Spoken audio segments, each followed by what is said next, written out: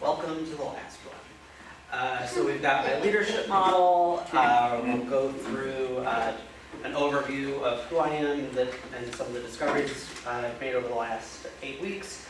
Then dive into the development of the leadership model, the model itself, and then some application for it. So to review, I'm a visual storyteller looking to design good with all of the work that I put forward, both professionally and in my personal life. And I like to think that I'm the byproduct of every experience that I've had up until this point. I think it's vital to respond to real-world problems with the maturity of childlike whimsy.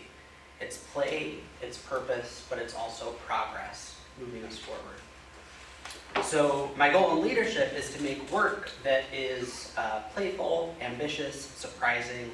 I appreciate when I presented this last time, there were lots of questions about how do you bring a sense of play into when you're in a serious profession, or is there an opportunity that my childlike side may be seen as immature?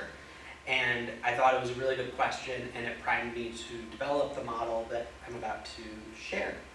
So last week after our sort of development session, I was really drawn to the idea of leadership being like a set of bookshelves where all of these totems and toys and reference books and memories all commingle together and are sort of out on display for everybody to see.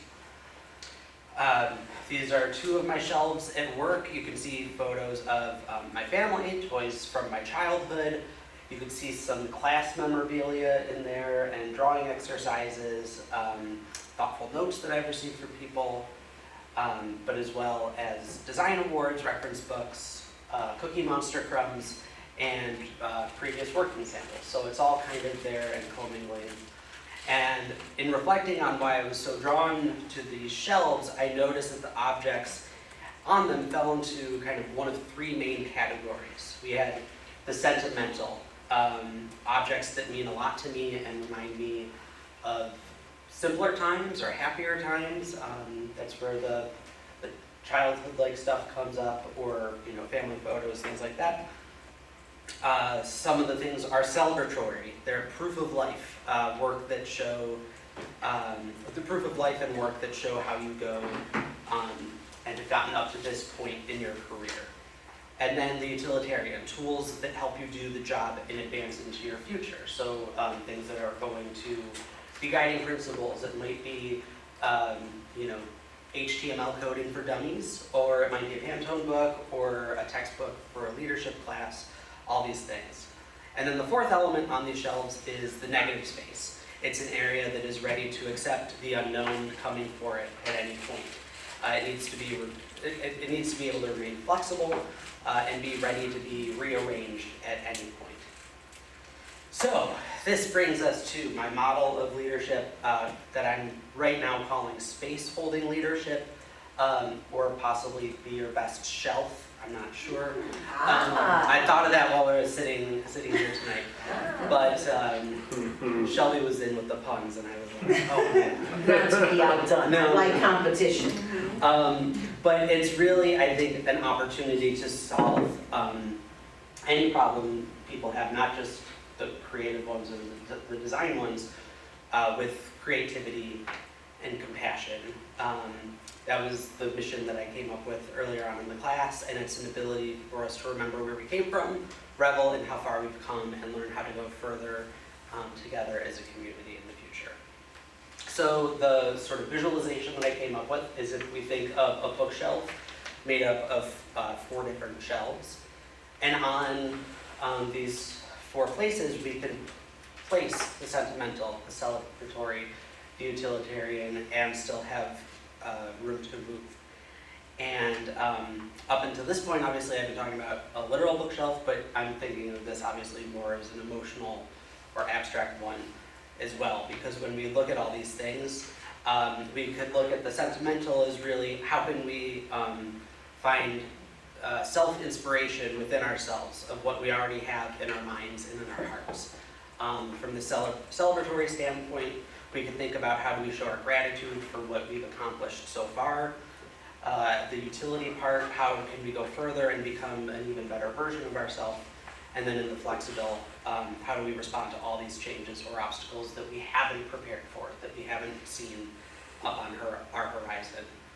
So looking at this as the past, the present, the future, and the unknown, and you can kind of arrange these into different bits of self on the shelf. It could be very regimented and organized. Does everything have to go in its own place? When something new arises, we can immediately put something in a specific place and address it spot on. We can also be kind of homogeneous in how we approach things. Let our primary elements ping off another and see what connections get made by this sort of assortment. The thing that works for me personally is when we spread out and curate an arrangement that's a little bit of everything. We take bits from each of these genres of books or elements or whatever you want to call them in moderation and create juxtapositions that allow for intriguing and novel results. So as we look at this best shelf model, this is where we're able to really get to this process of holding space and helping individuals become more playful, ambitious, and surprising in their work. The more we reflect on what we know, what we don't know, we can find ways to identify and develop these creative intersections. Think of it in connecting to our previous class, 529. This is kind of the pot of gold at the end of your vision board. So as we kind of wrap this up, it aligns also with my personal vision. When physical, these spaces can be a focal point of our workplace and become the first step in creating your own visual story about who you are and what you hope to accomplish for everybody to see. So make sure you keep holding space for you.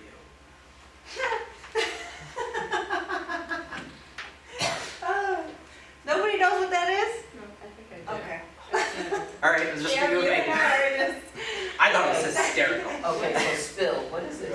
Oh, this was from the press tour of Wicked last year, when they were talking about holding space for defying gravity. And that's how she held her hand because her nails were so long. Yeah, Ariana Grande and Cynthia Erivo. I just find it to be such a funny, Yeah, it's just such a Yeah. silly visual. All right, well, A+.